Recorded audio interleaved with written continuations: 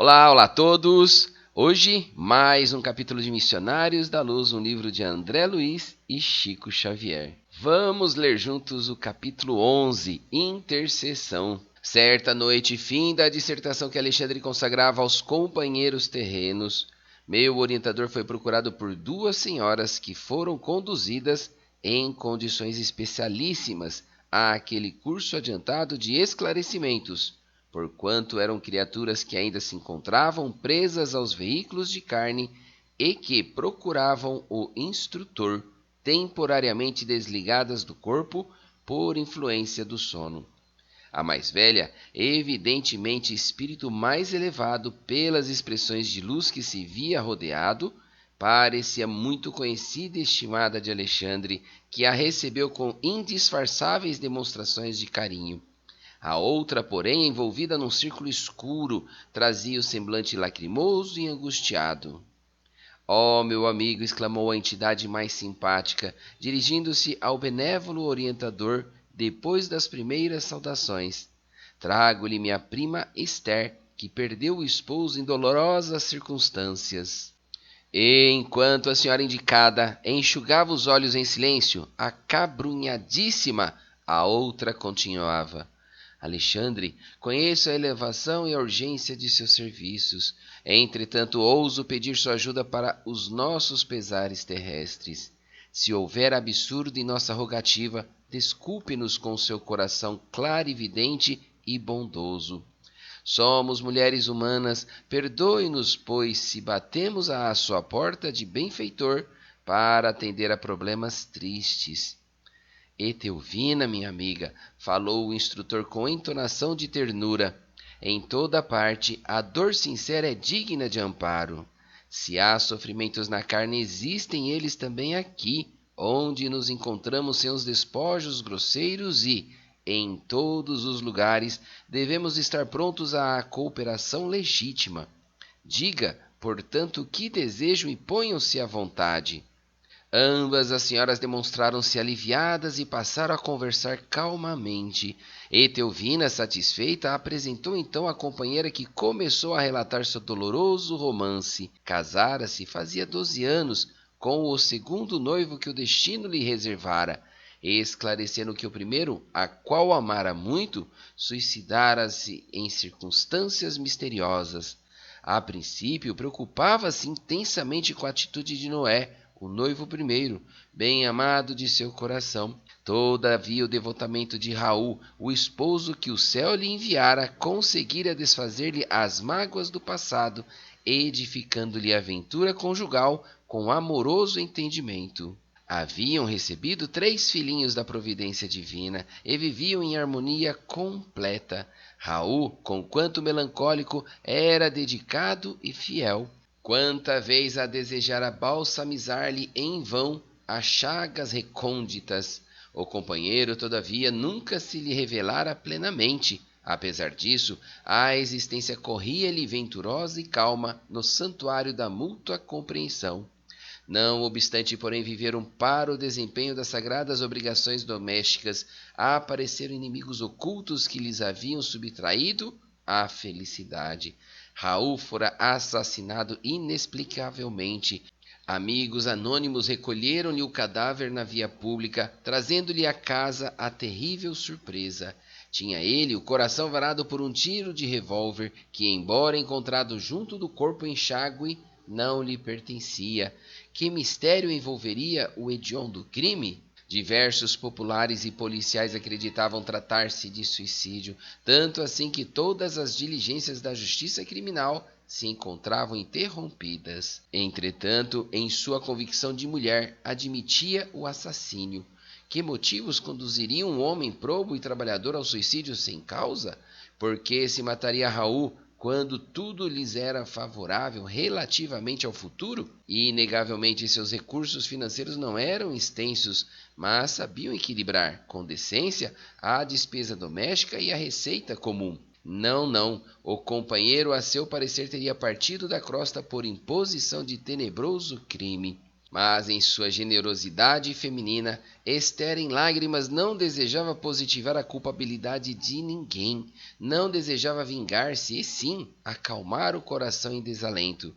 Seria possível, por intermédio de Alexandre, sonhar com um companheiro, no sentido de obter-lhe as notícias diretas e fazer-lhe sentir o carinhoso interesse do lar?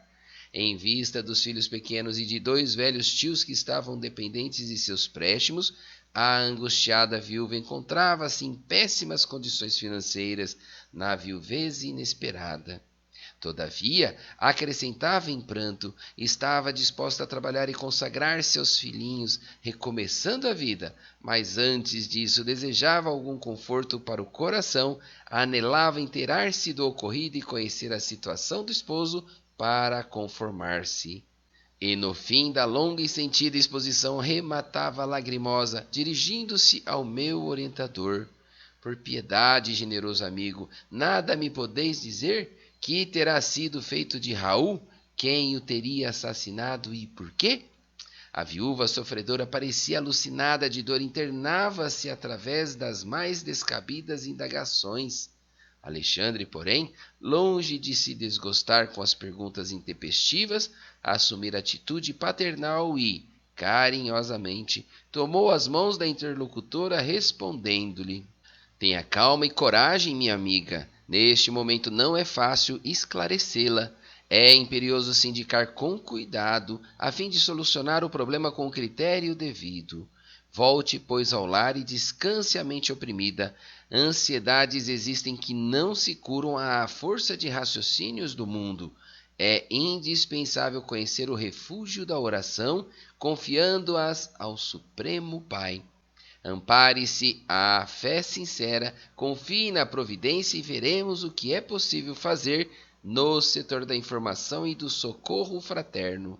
Examinaremos o assunto com atenção. Ambas as senhoras teceram ainda alguns comentários dolorosos em torno do acontecimento e despediram-se mais tarde com palavras de gratidão e conforto. A sós comigo e sentindo talvez a minha necessidade de preparação e conhecimento, o orientador explicou: Nossos amigos encarnados muitas vezes acreditam que somos meros adivinhos e, pelo simples fato de nos conservarmos fora da carne, admitem que já somos senhores de sublimes dons divinatórios, esquecidos de que o esforço próprio, com o trabalho legítimo, é uma lei para todos os planos evolutivos. Mas, sorrindo paternalmente, acrescentou: Entretanto, é forçoso considerar que nós outros, quando na crosta, em face das mesmas circunstâncias, não procederíamos de outra forma.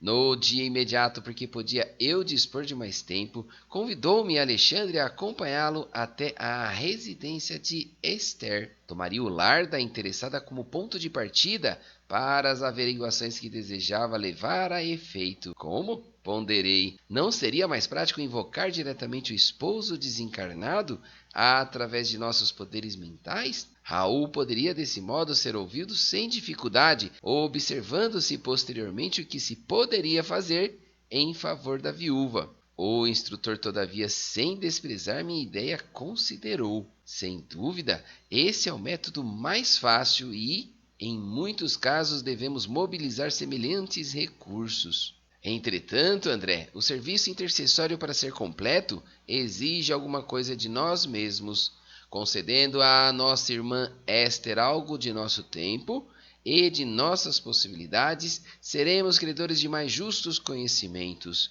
Respeito à situação geral, enriquecendo simultaneamente os nossos valores de cooperação.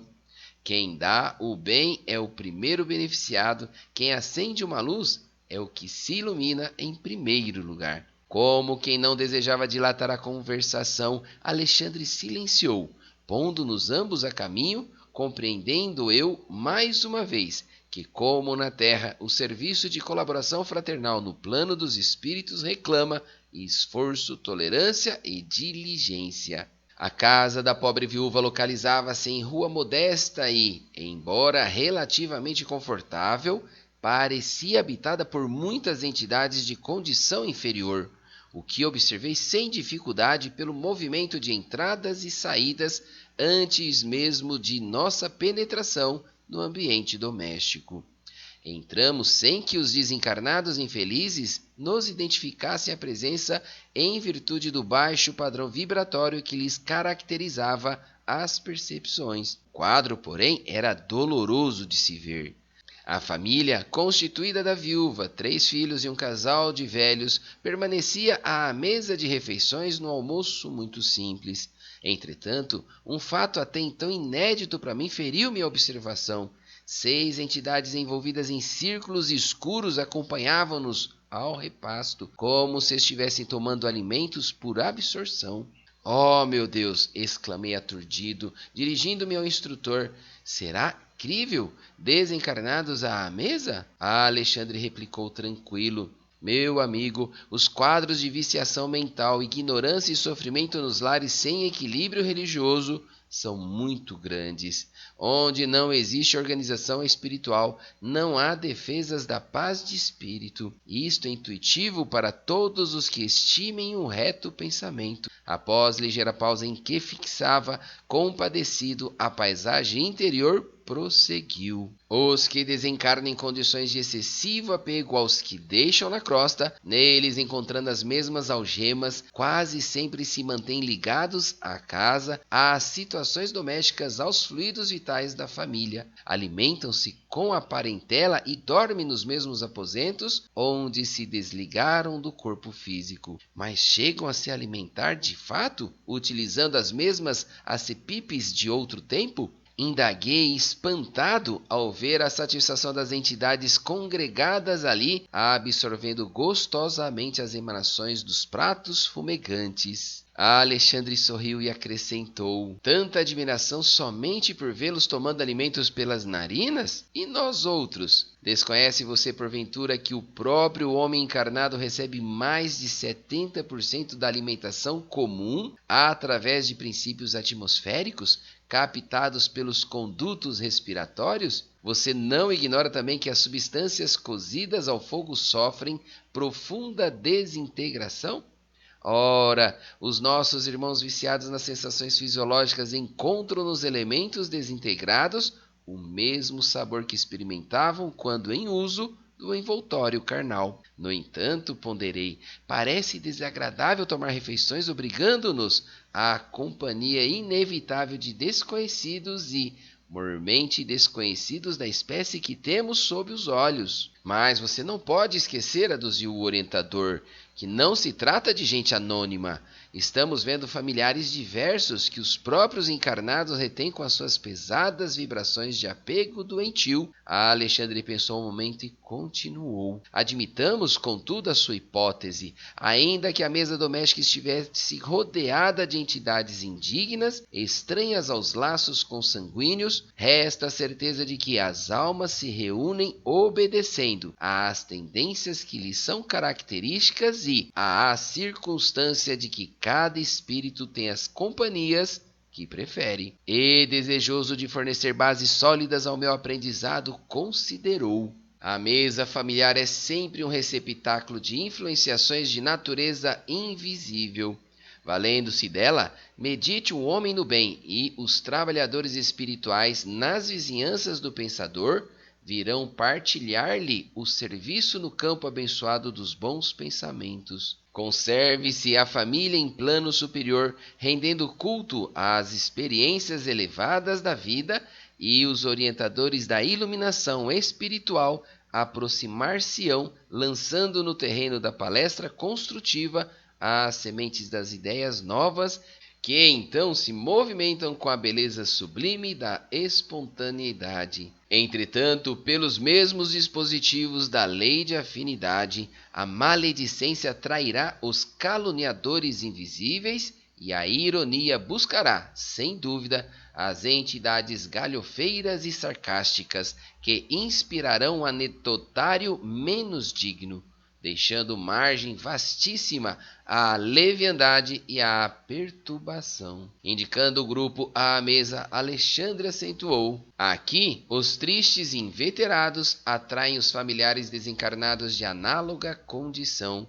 e o vampirismo recíproco. Ouça você o que falam. Agucei meus ouvidos e, com efeito, observei que a conversação era das mais lastimáveis. Nunca pensei que viria a sofrer tanto neste mundo, exclamava a velha tia de Esther, queixando-se amargamente. Agostinho e eu trabalhamos tanto na mocidade. Agora chegamos à velhice sem recursos para enfrentar a vida. Somos obrigados a sobrecarregar uma pobre sobrinha viúva. Oh, que doloroso destino! E enquanto as lágrimas lhe corriam nas faces de cera, o ancião fazia coro. É verdade, para uma vida laboriosa e difícil, tão amargosa compensação. Jamais esperei uma velhice tão escura. As entidades vestidas em túnicas de sombra, ao ouvirem semelhantes declarações, pareciam também mais comovidas, abraçando-se aos velhos com fervor. A viúva, todavia, embora tristonha, acrescentou resignada: de fato, nossas provações têm sido cruéis, entretanto devemos confiar na bondade de Deus. Alexandre fixou nela toda a sua atenção e notei que na alma da viúva se fazia disposição singular. De olhos brilhantes, como se percebesse de muito longe a nossa influenciação espiritual, recordou o sonho da noite de modo vago, acentuando: graças à providência divina, amanheci hoje muito mais confortada. Sonhei que a prima Etelvina me conduziu à presença de um mensageiro celestial que me abençoou o coração, aliviando-me as pesadas dores desses últimos dias. Oh, como me rejubilaria se pudesse reconstituir esse sonho de luz. Ora, mamãe, conte-nos, exclamou a filhinha de 7 anos presumíveis, que até ali se mantivera em silêncio. A senhora de bom grado comentou: minha filha, não se pode descrever as grandes sensações. Não me lembro precisamente de tudo, mas recordo-me de que o emissário de Jesus me ouviu com paciência e, em seguida, disse-me palavras de encorajamento e amor. Longe de me repreender, acolheu-me, bondoso, e revelando divina tolerância, escutou minhas queixas até o fim. Qual médico abnegado! Inegavelmente levantei-me hoje com outro ânimo. Estejamos conformados, pois Deus nos auxiliará. Logo que me refaça completamente, ganharei nosso pão com um trabalho honesto. Tenhamos esperança e fé. Em face das afirmativas encorajadoras de Esther, os meninos entreolharam-se sorridentes, enquanto os velhinhos calavam a amargura que lhes era própria. Desejei fazer-me visível aos companheiros desencarnados sem luz, que se movimentavam no recinto de maneira a palestrar com eles, sondando-lhes as experiências, mas Alexandre dissuadiu-me. Seria perder tempo, disse. E se você deseja beneficiá-los, venha até aqui noutra oportunidade, porque as cristalizações mentais de muitos anos não se desfazem com esclarecimentos verbais de um dia. No momento, nosso objetivo é diverso. Precisamos obter informações sobre Raul. Além disso, se nos valêssemos da hora a fim de ouvir nossos irmãos desencarnados presentes, verificaríamos de pronto que eles poderiam apenas relacionar dolorosas lamentações sem proveito construtivo. E, revelando reduzido interesse pela conversação dos encarnados, em vista do objetivo essencial do momento, considerou: procuremos algum de nossos irmãos visitadores. Temos necessidades de informes iniciais para dar uma feição imediata ao nosso trabalho intercessório. Porque Alexandre demandasse outros aposentos, deixei igualmente a modesta sala de refeições, embora desejasse continuar observando. O instrutor, porém, não tinha muito tempo para gastar. Depois de rápidos minutos, fomos defrontados por uma entidade de aspecto humilde, mas muito digno, a quem Alexandre se dirigiu afavelmente. Meu amigo, é o visitador em função ativa? Sim, para servi-lo, respondeu atencioso o interpelado. O orientador expôs-lhe com franqueza e poucas palavras o que desejávamos. Então o irmão visitador explicou-se razoavelmente. Conhecera Raul de perto, auxiliara-o muitas vezes, prestando-lhe continuada assistência espiritual.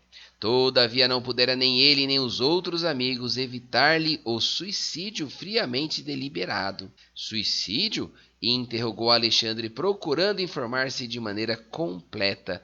A viúva acredita em assassínio. Entretanto, ponderou o novo amigo, ele soubera dissimular com cuidado, meditara por muito tempo o ato infeliz e no último dia fizera a aquisição de um revólver para o fim desejado. Alvejando a região do coração, atirou a arma a pequena distância depois de utilizá-la, cautelosamente para evitar as impressões digitais e, desse modo, conseguira burlar a confiança dos familiares, fazendo-os supor tivesse havido doloroso crime. E chegou a vê-lo nos derradeiros minutos da tragédia? Indagou Alexandre paternal. Sim, esclareceu o interlocutor, alguns amigos e eu tentamos socorrê-lo, mas, em vista das condições da morte voluntária, friamente deliberada, não nos foi possível retirá-lo da poça de sangue em que se mergulhou, retido por vibrações pesadíssimas e angustiosas. Permanecíamos em serviço com o fim de ampará-lo, quando se aproximou um bando de algumas dezenas que abusou do infeliz e deslocou-o facilmente em virtude da harmonia de forças perversas. Como pôde compreender, não nos foi possível arrebatá-lo das mãos dos salteadores da sombra que o carregaram por aí. O instrutor parecia satisfeito com as elucidações e quando vi que se dispunha a terminar a palestra, ousei perguntar: mas e a causa do suicídio? Não será interessante ouvir o visitador? Não, explicou Alexandre tranquilamente. Indagaremos do próprio interessado. Despedimo-nos. Determinada indagação, todavia, atormentava-me o cérebro. Não a convite por muitos instantes, dirigindo-me ao generoso orientador. O bando a que se refere o informante é a multidão de entidades delinquentes dedicadas à prática do mal. Embora tenham influenciação limitada, em virtude das defesas numerosas que rodeiam os núcleos de nossos irmãos encarnados e as nossas próprias esferas de ação, levam a efeito muitas perturbações, concentrando os impulsos de suas forças coletivas. Porque fosse muito grande a minha estranheza, o instrutor aduziu: não se surpreenda, meu amigo. A morte física não é um banho milagroso que converta maus em bons e ignorantes em sábios de um instante para outro. Há desencarnados que se apegam aos ambientes domésticos à maneira da era às paredes. Outros, contudo, envoltos o número, revoltam-se nos círculos da ignorância que lhes é própria e constituem as chamadas legiões das trevas, que afrontaram o próprio Jesus por intermédio de obsidiados diversos.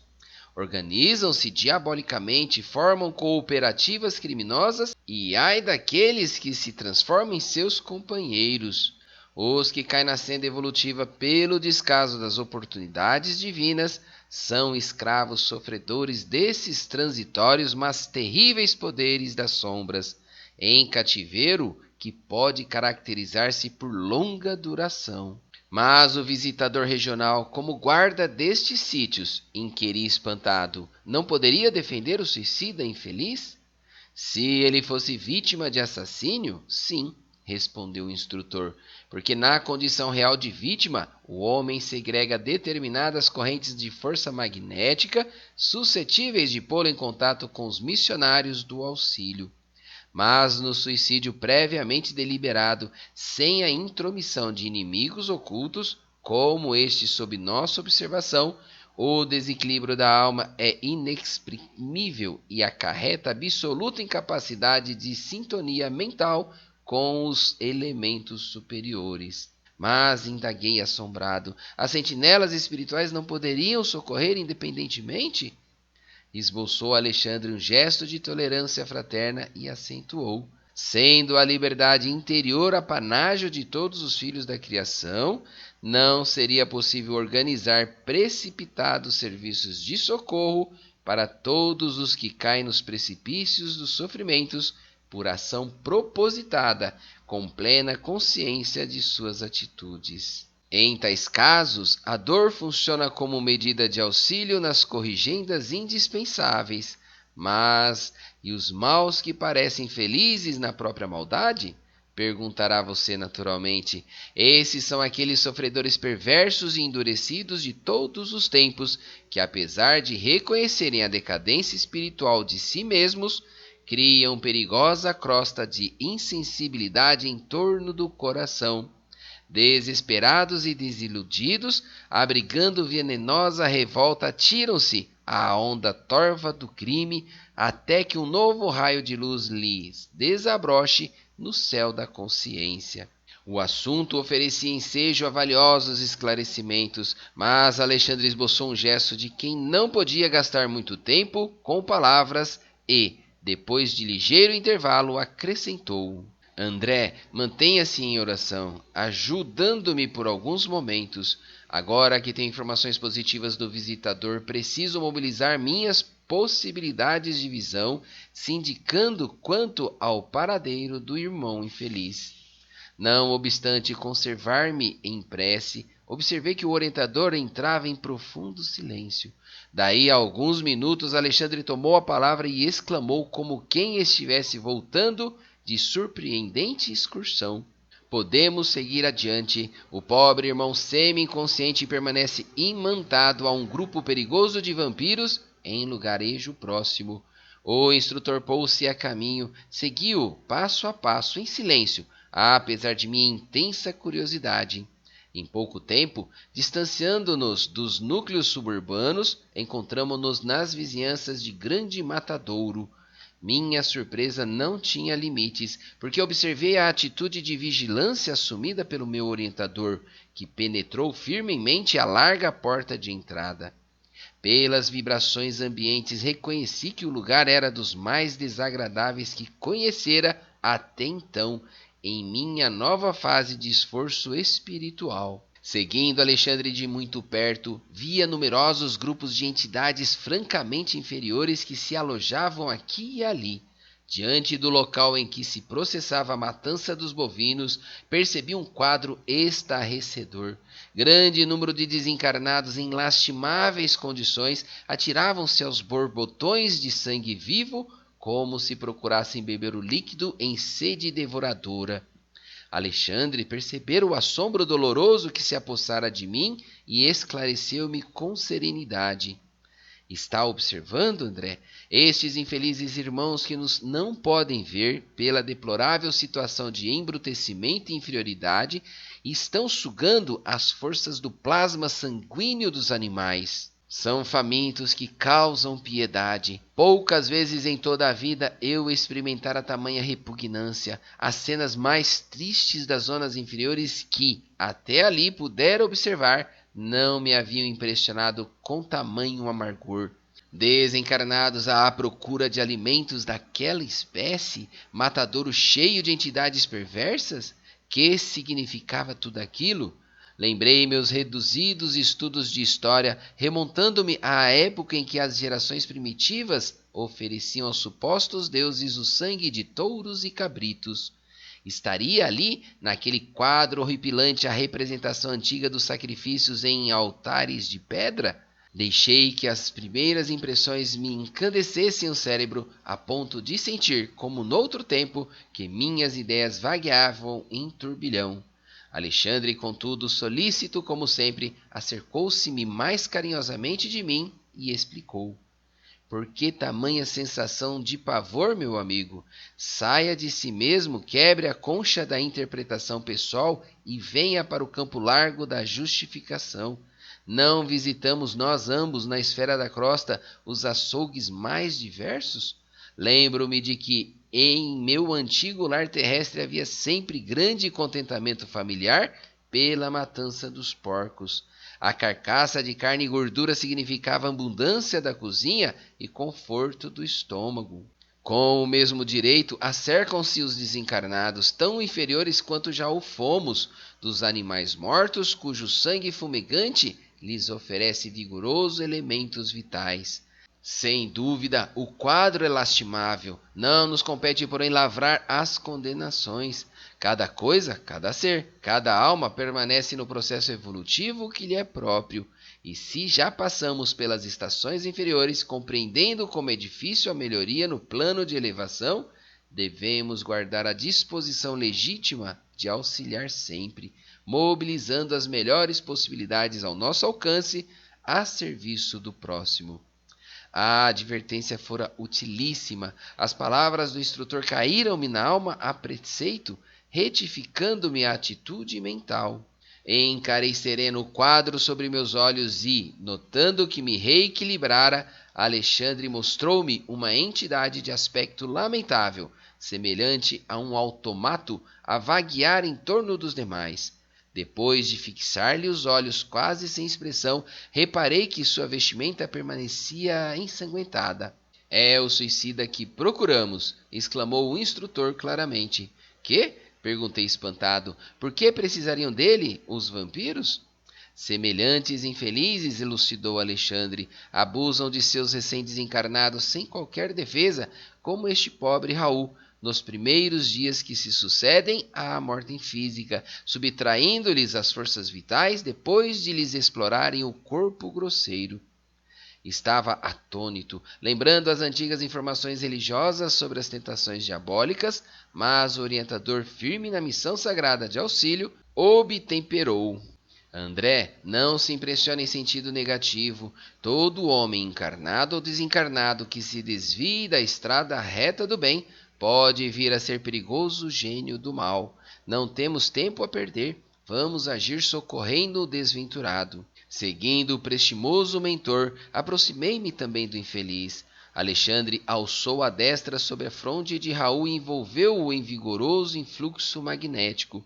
Dentro de poucos instantes, Raul permanecia cercado de luz, que foi vista imediatamente pelos seres da sombra, observando eu que a maioria se afastou, lançando gritos de horror.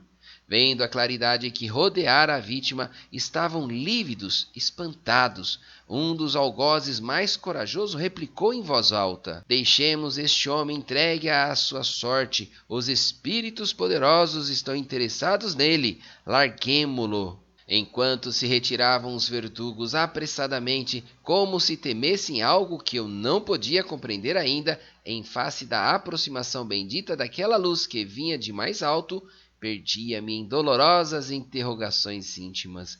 O quadro era típico das velhas lendas de demônios abandonando as almas prisioneiras de seus propósitos infernais. As palavras espíritos poderosos haviam sido pronunciadas com indisfarçável ironia. Pela claridade que envolvera o suicida, sabiam eles que estávamos presentes e, embora fugissem, medrosos alvejavam-nos com zombarias. Aos poucos, o matadouro de grandes proporções estava deserto de vampiros vorazes. Alexandre, dando por fim da operação magnética, tomou a mão do amigo sofredor, que parecia imbecilizado pela influenciação maligna, e, conduzindo-o para fora, a caminho do campo, falou-me bondoso. Não guarde no coração as palavras irônicas que ouvimos. Esses irmãos desventurados merecem a nossa maior compaixão. Vamos ao que nos possa interessar. Recomendou-me amparar o novo amigo, que parecia inconsciente de nossa colaboração, e depois de alguns minutos de marcha, estacionávamos sobre árvore frondosa, depondo o irmão enfraquecido e cambaleante sobre a relva fresca. Impressionado com o seu olhar inexpressivo, solicitei os esclarecimentos do orientador, cuja palavra amiga não se fez esperar. O pobrezinho permanece temporariamente desmemoriado. O estado dele, depois de tão prolongada sucção de energias vitais, é o de lastimável inconsciência. Em face da minha estranheza, Alexandre acrescentou: Que deseja você? Esperaria por aqui o processo de menor esforço? O magnetismo do mal está igualmente cheio de poder, mormente para aqueles que caem voluntariamente sob os seus tentáculos. Em seguida, inclinou-se paternalmente sobre o desventurado suicida e indagou: Irmão Raul, como passa? Eu murmurou o infeliz, como se estivesse mergulhado em profundo sono. Não sei, nada sei. Lembra-se da esposa? Não, respondeu o suicida de modo vago. O instrutor levantou-se e disse-me: a inconsciência dele é total. Precisamos despertá-lo. Em seguida determinou que eu permanecesse ali, em vigilância, enquanto buscaria recursos necessários. Não poderemos acordá-lo por nós mesmos? Interroguei admirado. O orientador sorriu e considerou.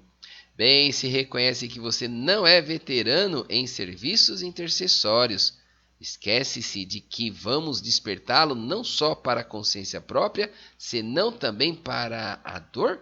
Romperemos a crosta de magnetismo inferior que o envolve, e Raul regressará ao conhecimento da situação que lhe é própria. Entretanto, sentirá o martírio do peito varado pelo projétil, rugirá de angústia ao contato da sobrevivência dolorosa, criada, aliás, por ele mesmo. Ora, em tais casos, as primeiras impressões são francamente terríveis e escoam-se algumas horas antes de seguro alívio. E como outras obrigações esperam por nós, será conveniente entregá-lo aos cuidados de outros amigos. As observações calaram-me fundamente. Decorridos 20 minutos aproximadamente, Alexandre voltou acompanhado de 2 irmãos, que se prontificaram a conduzir o infeliz, e daí a algum tempo encontrávamo-nos numa casa espiritual de socorro urgente, localizada na própria esfera da crosta. Via-se que a organização atendia a trabalhos de emergência, porquanto o material de assistência era francamente rudimentar. Adivinhando-me o pensamento, Alexandre explicou. No círculo de vibrações antagônicas dos habitantes da crosta, não se pode localizar uma instituição completa de auxílio. O trabalho de socorro, desse modo, há de sofrer incontestável deficiência. Esta casa, porém, é um hospital volante que conta com a abnegação de muitos companheiros. Deposto Raul num leito-alvo, o devotado instrutor começou a aplicar-lhe passes magnéticos sobre a região cerebral. Não se passou muito tempo e o infeliz lançou um grito estertoroso e vibrante, dilacerando-me o coração. Eu morro, gritava Raul em suprema aflição, tentando agora escalar as paredes. Acudam-me por caridade. E, comprimindo o peito com as mãos, exclamava em tom lacinante: meu coração está partido, ajudem-me, não quero morrer. Enfermeiros solícitos amparavam-no com atenção, mas o paciente parecia tomado de horror. Olhos esgazeados em máscara de sofrimento indefinível, continuava gritando estentoricamente, como se houvesse acordado de pesadelo angustioso. Esther, Esther, chamou o infeliz recordando a esposa devotada. Venha em meu auxílio, pelo amor de Deus. Socorra-me, meus filhos, meus filhos. A Alexandra cercou-se dele paternalmente e obtemperou. Raul, tenha paciência e fé no divino poder. Procure enfrentar corajosamente a situação difícil que você mesmo criou. E não invoque o nome da companheira dedicada, nem chame pelos filhos amados que deixou na sua antiga paisagem do mundo, porque a porta material de sua casa se fechou com os seus olhos. Se você tivesse cultivado o amor cristão, prezando as oportunidades que o Senhor lhe confiou, fácil seria, no momento destes, regressar ao ninho afetuoso para rever os entes amados, ainda que eles não conseguissem identificar a sua presença. Mas agora, meu amigo, é muito tarde. É necessário aguardar outro ensejo de trabalho e purificação, porque a sua oportunidade com o nome terrestre de Raul está finda. Imenso pavor a estampar-se-lhe no semblante, o interpelado revidou. Estarei morto porventura? Não sinto o coração varado de dor? Não tenho as vestes ensanguentadas? Será isto morrer? Absurdo! Muito sereno o bondoso instrutor voltou a falar. Não empunhou sua arma contra o próprio peito? Não localizou o coração para exterminar a própria vida?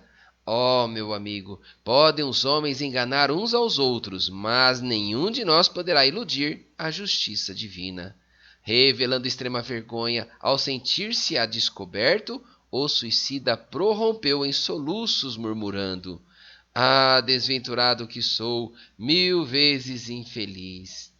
Alexandre, contudo, não tornou a falhar-lhe naquela circunstância. Depois de recomendá-lo carinhosamente aos cuidados dos irmãos responsáveis pelos serviços de assistência, dirigiu-se a mim, explicando: "Vamos, André. Nosso novo amigo está em crise cuja culminância não cederá antes de 70 horas aproximadamente. Voltaremos mais tarde a vê-lo." De regresso aos meus trabalhos, esperei ansioso um instante de reatar as observações educativas. Impressionava-me a complexidade do serviço intercessório. As simples orações de uma esposa saudosa e delicada haviam provocado atividades numerosas para o meu orientador e valiosos esclarecimentos para mim. Como agiria Alexandre na fase final? Que revelação teria Raul para os nossos ouvidos de companheiros interessados no seu bem-estar? Conseguiria a esposa consolar-se nos círculos da viuvez? Abrigando interrogações numerosas, aguardei o momento azado. Decorridos 4 dias, o instrutor convidou-me a tornar ao assunto, o que me fez exultar de contentamento pela possibilidade de prosseguir, aprendendo para minha própria evolução. Encontraremos Raul cheio de dores, todavia mais calmo para sustentar a conversação esclarecedora. Queixava-se da ferida aberta, do coração descontrolado, dos sofrimentos agudos, do grande abatimento. Sabia, porém, que não se encontrava mais no círculo da carne, embora semelhante verdade lhe custasse angustioso pranto. Tranquilize-se, disse-lhe o meu orientador, com inexprimível bondade. Sua situação é difícil, mas poderia ser muito pior. Há suicidas que permanecem agarrados aos despojos cadavéricos por tempo indeterminado, assistindo à decomposição orgânica e sentindo o ataque dos vermes vorazes. Ai de mim, suspirou o mísero, porque além de suicida sou igualmente criminoso. E, demonstrando infinita confiança em nós, Raul contou a sua história triste, procurando justificar o ato extremo. Na mocidade, viera do interior para a cidade grande, atendendo ao convite de Noé, seu camarada de infância. Companheiro devotado e sincero, esse amigo apresentara-o, certa vez, à noiva querida com quem esperava tecer no futuro o ninho de ventura doméstica. Aí, desde o dia, porém, que vira Esther pela primeira vez, nunca mais pôde esquecê-la. Personificava a jovem o que ele, Raul, reputava como seu mais alto ideal para o matrimônio feliz. Em sua presença sentia-se o mais ditoso dos homens, seu olhar alimentava-lhe o coração, suas ideias constituíam a continuidade dos seus próprios pensamentos. Como, porém, fazer-lhe sentir o afeto imenso? Noé, o bom companheiro do passado, tornara-se-lhe o empecilho que precisava remover.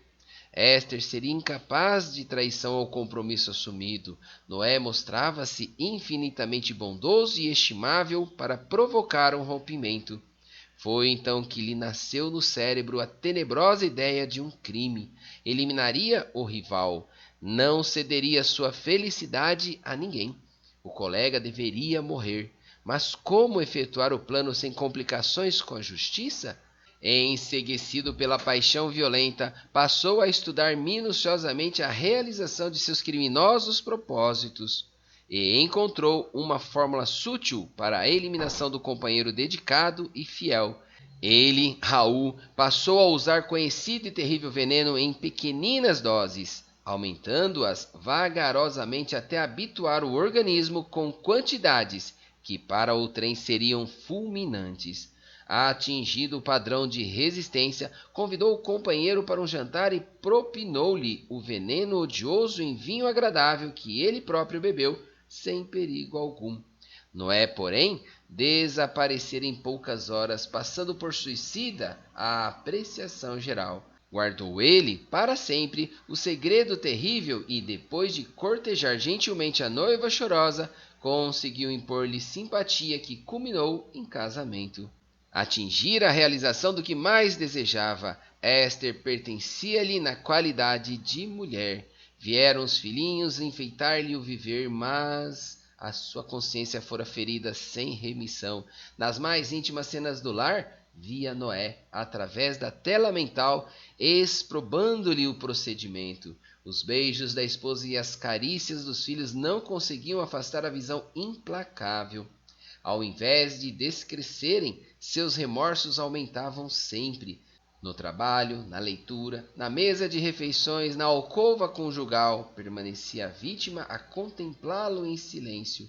A certa altura do destino, quis entregar-se à justiça do mundo, confessando o crime hediondo. Entretanto, não se sentia com direito de perturbar o coração da companheira, nem deveria encher de lodo o futuro dos filhinhos. A sociedade respeitava-o, acatando-lhe o ambiente doméstico. Companheiros distintos de trabalho prezavam-lhe a companhia. Como esclarecer a verdade em semelhantes contingências? Não obstante amar ternamente a esposa e os filhos, achava-se esgotado, ao fim de prolongada resistência espiritual. Receava a perturbação, o hospício, o aniquilamento, fugindo à confissão do crime que cada dia se tornava mais iminente. A essa altura, a ideia do suicídio tomou vulto em seu cérebro atormentado. Não resistiu por mais tempo. Esconderia o último ato do seu drama silencioso como ocultar a tragédia primeira. Comprou um revólver e esperou. Certo dia, após o trabalho diário, absteve-se do caminho de volta ao lar e empunhou a arma contra o próprio coração, agindo cautelosamente para evitar as marcas digitais.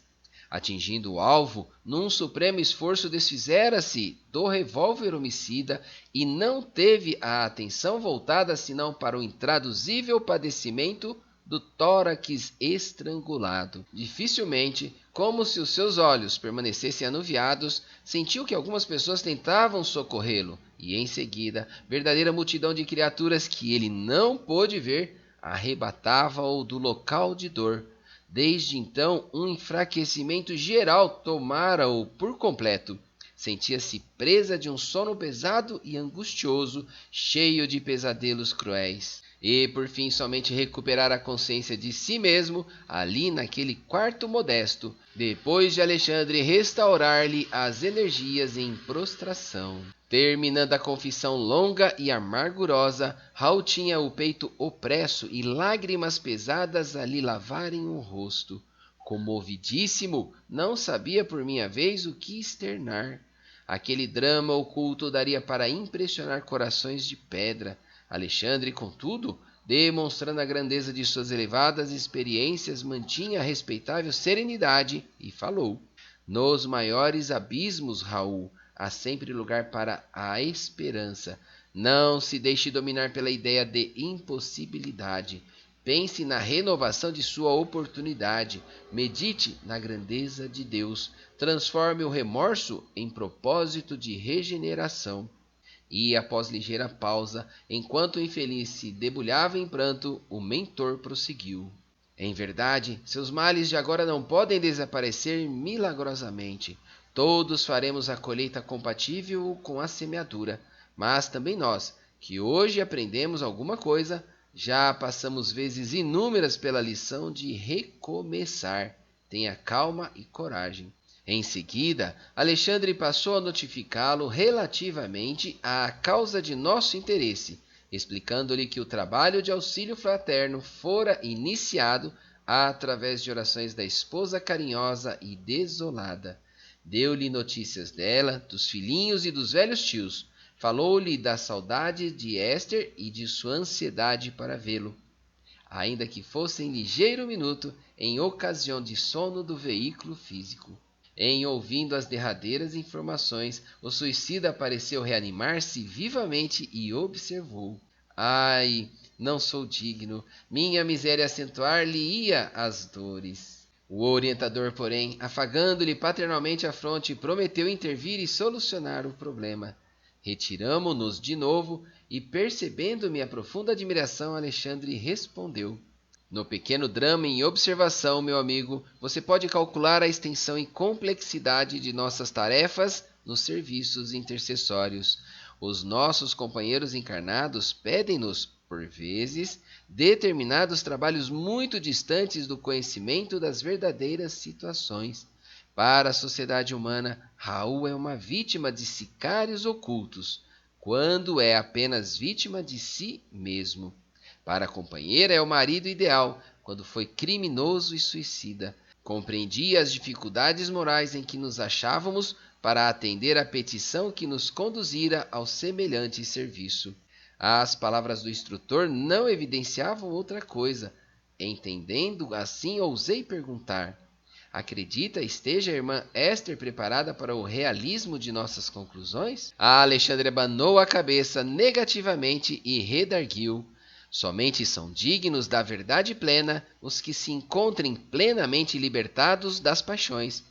Esther é profundamente bondosa, mas ainda não alcançou o próprio domínio. Não possui as emoções, antes é possuída por elas. Em vista disso, de modo algum lhe poderíamos dar o conhecimento completo do assunto.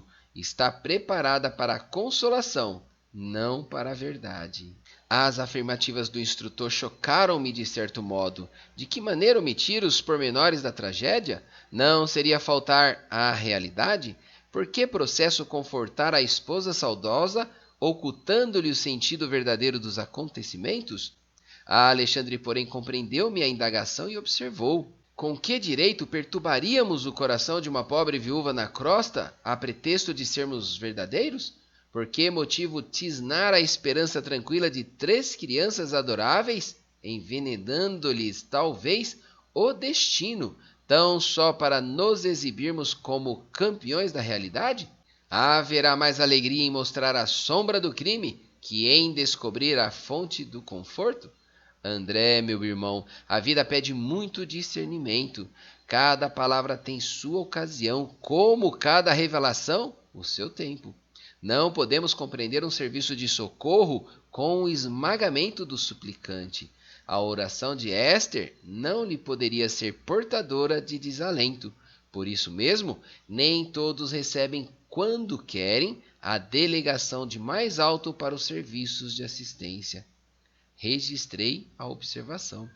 Nesse dia, Alexandre dirigiu-se em minha companhia às autoridades do auxílio, pedindo a colaboração de uma das irmãs que funcionavam nas turmas de socorro para concurso mais eficiente ao coração de Esther. Foi destacada Romualda, criatura dedicada e bondosa, que desceu para a crosta, junto de nós, recebendo atenciosamente as recomendações do prestimoso amigo. Alexandre não se alongou em muitas instruções. Romualda deveria preparar a viúva espiritualmente para visitar na noite próxima o esposo desencarnado e, em seguida, demorar-se junto dela 2 semanas, colaborando no reerguimento de suas energias psíquicas e cooperando para que se lhe reorganizasse a vida econômica através de colocação honesta e digna. Era de ver-se o carinho que o delicado instrutor dedicou a todas as providências em curso. Quase no momento aprazado para o reencontro dos cônjuges, comparecemos ao Hospital Volante de Socorro Espiritual, onde o instrutor cuidou pessoalmente de todas as medidas. Recomendou a Raul o melhor ânimo, insistindo para que não pronunciasse a menor expressão de queixa e para que se abstivesse de qualquer gesto que pudesse traduzir impaciência ou aflição.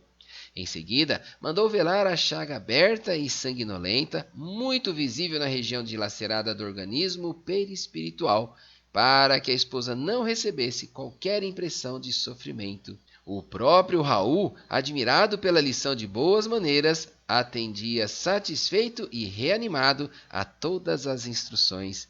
Daí a minutos, Romualda entrou em companhia de Esther, cujo olhar deixava entrever angústia e expectação. Alexandre tomou-a pelo braço e mostrou-lhe o companheiro estendido no leito alvo. Raul, Raul! Gritou a viúva desolada, provisoriamente liberta do corpo carnal, dilacerando-me o coração pelo doloroso tom de voz. A comoção dela era extrema. Quis prosseguir e não pôde. Dobraram-se-lhe os joelhos e encontrou-se genuflexa junto do leito do esposo, soluçando. Reparei que os olhos dele permaneciam marejados de pranto que não chegava a cair. Alexandre fixava-o com firmeza, dando-lhe a entender a necessidade de coragem para um angustioso testemunho. Como a criança interessada em conhecer as recomendações paternas, o suicida acompanhava os menores gestos do nosso generoso orientador. E porque Alexandre lhe fizera ligeiro sinal, Raul tomou a destra da companheira em lágrimas e falou: Não chores mais, Esther.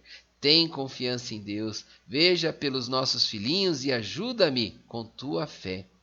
Vou indo muito bem. Não há razão para que nos lamentemos. Querida, a morte não é o fim. Aceita a vontade do Pai, como estou procurando aceitar. Nossa separação é temporária. Nunca te esquecerei. Estarás em meu coração onde eu estiver. Também estou saudoso de tua companhia, de tua dedicação, mas o Altíssimo nos ensinará a transformar saudades em esperanças. As palavras do suicida, bem como a doce inflexão de sua voz, surpreendiam-me as observações. Raul demonstrava um potencial de delicadeza e finura psicológica que até aí não revelara aos meus olhos. Foi então que, aguçando a percepção visual, notei que fios tenuíssimos de luz ligavam a fronte de Alexandre ao cérebro dele e compreendi que o instrutor lhe ministrava vigoroso influxo magnético, amparando-o na difícil situação. Ouvindo-lhe as expressões consoladoras, a viúva pareceu reanimar-se, exclamando lacrimosa: Oh, Raul, eu sei que agora estamos separados pelos abismos da sepultura. Sei que devo esperar a decisão suprema para unir-me contigo para sempre. Ouve-me, auxilia-me na terra, na viuvez inesperada e dolorosa. Levanta-te e vem para nossa casa dar-me esperança ao espírito abatido. Defende-nos ainda contra os maus. Não me deixes sozinha com os nossos filhinhos, que tanto precisam de ti. Pede a Deus essa graça e vem ajudar-nos até o fim. Embora continuasse estirado no leito, o interpelado afagou-lhe carinhosamente os cabelos e respondeu: Tem coragem e fé. Lembra-te, Esther, de que existem padecimentos maiores que os nossos e conforma-te. Vou fortalecer-me e trabalharei ainda por nós. Assim como me esperas a assistência, esperar-te-ei a confiança. O Senhor não nos confia problemas dos quais não sejamos dignos. Volta para nossa casa e alegra-te. Não tenha medo da necessidade. Nunca nos faltará a bênção do pão. Procura a alegria do trabalho honesto e semeie o bem através de todas as oportunidades que o mundo te ofereça. A prática do bem dá saúde ao corpo e alegria ao espírito. E Deus, que é bom e justo, abençoará nossos filhinhos para que eles sejam felizes ao teu lado.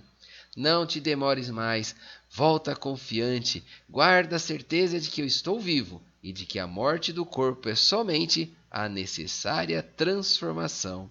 Compreendendo que a oportunidade do reencontro estava a esgotar-se, revelou à ansiosa esposa extrema curiosidade e aflição, fitando o companheiro através das lágrimas e perguntou: Raul, antes que me vá, dize-me francamente, que aconteceu? Quem te roubou a vida? Notei que o interpelado mostrou no olhar terrível angústia ante a indagação inesperada. Quis, talvez, confessar a verdade, fazer luz em torno de suas experiências extintas. Mas o socorro magnético de Alexandre não se fez esperar.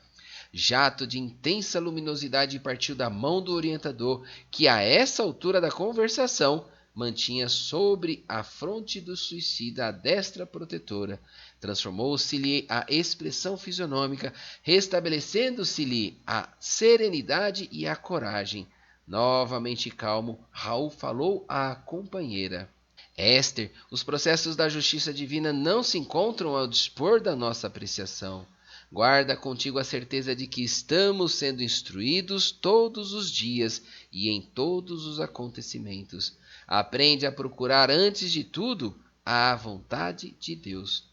A pobre viúva desejou prolongar a palestra. Adivinhava-se-lhe, através dos olhos aflitos, o intenso propósito de continuar bebendo as sublimes consolações do momento. Mas Alexandre tomou-lhe o braço e recomendou-lhe a necessidade de despedir-se. A esposa chorosa não relutou. Concentrando toda a sua capacidade afetiva nas palavras, disse adeus ao suicida e beijou-lhe as mãos com infinito carinho.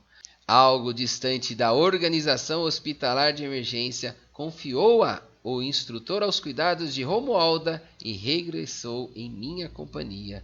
Não conseguia ocultar minha enorme admiração por semelhante serviço de assistência. Alexandre percebeu-me o estado d'alma e falou comovidamente. Segundo observa, o trabalho de socorro pede muito esforço e devotamento fraterno. Não podemos esquecer que Raul e Esther são dois enfermos espirituais e, nessa condição, requer muita compreensão de nossa parte. Felizmente, a viúva regressa cheia de novo ânimo e o nosso amigo, sentindo a extensão dos cuidados de que está sendo objeto e notando por si mesmo quanto pode auxiliar a companheira encarnada, dar-se-á pressa em criar novas expressões de estímulo e energia no próprio coração. Impressionado, contudo, em vista do dilaceramento havido em seu organismo espiritual, indaguei. E a região ferida? Raul experimentará semelhantes padecimentos até quando? Talvez por muitos anos, respondeu o instrutor em tom grave. Isso, porém, não o impedirá de trabalhar intensamente no campo da consciência, esforçando-se pela reaproximação da bendita oportunidade regeneradora. Outros problemas afloravam-me à ideia. No entanto, o instrutor precisava ausentar-se em demanda de incumbências difíceis, nas quais não poderia eu acompanhá-lo. Pedi-lhe permissão para seguir de perto o trabalho de assistência levado a efeito por Romualda, recebendo-lhe a generosa aprovação. Desejava saber até que ponto se confortar a viúva aflita e observar-lhe o proveito daquele reencontro que traduzia elevada concessão. No dia seguinte, voltei ao lar modesto justamente por ocasião do almoço familiar. Romualda andava ativa, o ambiente interno adquirira novo aspecto. As entidades viciadas não haviam desaparecido totalmente, mas o seu número fora consideravelmente reduzido. Amparando a sua protegida, a irmã auxiliadora recebeu-me com amabilidade. Notificou-me que a viúva amanhecera muito melhor e que ela, Romualda, fizera o possível por manter-lhe a recordação plena do sonho. Como era natural, a pobrezinha não poderia lembrar-se de todas as minúcias. Entretanto, fixara as impressões culminantes suscetíveis de acordar-lhe a divina esperança e restaurar-lhe o bom ânimo. Recomendou-me verificar por mim mesmo o efeito maravilhoso da providência. De fato, o semblante da viúva ganhava nova expressão. De olhos límpidos e brilhantes, narrava aos tios e aos filhinhos o sublime sonho da noite. Todos a escutavam sob forte interesse, e mormente as crianças, que pareciam participar de seu júbilo interior. Esther terminara a narrativa emocionada. Observei então que a velha tia esboçava um gesto de incredulidade, perguntando-lhe: "E você acredita ter visitado Raul no outro mundo?" "Como não?" redarguiu a viúva sem pestanejar. "Tenho ainda a impressão de suas mãos sobre as minhas e sei que Deus me concedeu semelhante graça para que eu readquira minhas forças para o trabalho. Despertei hoje profundamente reanimado e feliz. Enfrentarei o caminho com novas esperanças. Esforçar-me-ei e vencerei." "Oh, mamãe, como nos consolam as suas palavras!" murmurou um dos pequenos de olhos muito vivos. "Como desejaria estar com a senhora para ouvir o papai nesse sonho maravilhoso."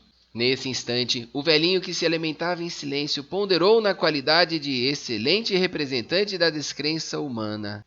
É interessante notar que, tendo Raul consolado tanto seu coração de mulher, nada tenha elucidado sobre o crime que o atirou no sepulcro. Esther, que sentiu a ironia da observação, influenciada pela benfeitora que ali se mantinha, respondeu prontamente: "Muitas vezes, meu tio, não sabemos ser gratos às bênçãos divinas.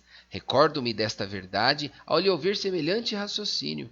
Envergonho-me quando me lembro haver feito interrogação desta natureza ao pobre Raul, abatido e pálido no leito. Basta-me a felicidade de tê-lo visto e ouvido no mundo, que eu não posso compreender agora. Tenho a certeza de que o visitei em algum lugar, que nos interessa descobrir criminosos quando não podemos levantar-lhe o corpo físico. Em nossa preocupação de punir culpados, sem dar conta de nossas próprias culpas, iremos ao absurdo de desejar ser mais justos que o próprio Deus? Calou-se o tio pensativo e observei que as crianças sentiam imensa alegria pela resposta maternal. O coração de Esther penetrara a zona lúcida e sublime da fé viva, absorvendo paz, alegria e esperança a caminho de uma vida nova. Ao me despedir, felicitei Romualdo pelo seu nobre trabalho. A generosa servidora pôs-me a par do seu projeto de serviço. Permaneceria mais estreitamente ao lado da viúva, insuflando-lhe coragem e bom ânimo, e na semana próxima contava com a possibilidade de cooperar no sentido de organizar-lhe o serviço bem remunerado. Admirei-me ouvindo o programa, principalmente no que tocava ao auxílio material. Entretanto, Romualda aduziu muito calma. Quando os companheiros terrestres se fazem merecedores, podemos colaborar em benefício deles, com todos os recursos ao nosso alcance, desde que a nossa cooperação não lhes tolha a liberdade de consciência. Roguei-lhe, então, o obséquio de admitir-me o concurso no dia aprazado para os serviços finais. Romualda aqueceu bondosamente e, passada uma semana, fui por ela avisado quanto à medida de conclusão dos trabalhos de assistência. Voltei ao lar da viúva em companhia da digna servidora espiritual que me recomendou. Faça o favor de assistir nossa amiga, enquanto vou buscar a pessoa indicada para auxiliá-la. Já movimentei todas as providências cabíveis na situação e não temos tempo a perder. Mantive-me ali em profunda curiosidade, e decorridas 3 horas aproximadamente, alguém bateu à porta, chamando-me a atenção. Seguida de Romualdo, uma dama distinta vinda ao encontro de Esther, oferecendo-lhe trabalho honesto em sua oficina de costura. A viúva chorou de emoção e de alegria e, enquanto combinavam determinadas medidas de serviço, num quadro confortador de júbilo geral, a irmã auxiliadora falou-me contente. Agora, irmão André, podemos voltar tranquilamente. O serviço que nos foi confiado está concluído, graças ao Senhor. E assim, queridos irmãos em Cristo, concluímos mais um capítulo do Livro Missionários de Luz. Que conhecimentos fantásticos estamos adquirindo com este livro, não é mesmo? Espero que tenha gostado, espero que você possa não só vivenciar os novos conhecimentos, né? Mas também compartilhar com os seus mais próximos. Que Deus abençoe você e toda a sua família e nos vemos, se Deus permitir, no próximo capítulo. Até mais, tchau, tchau.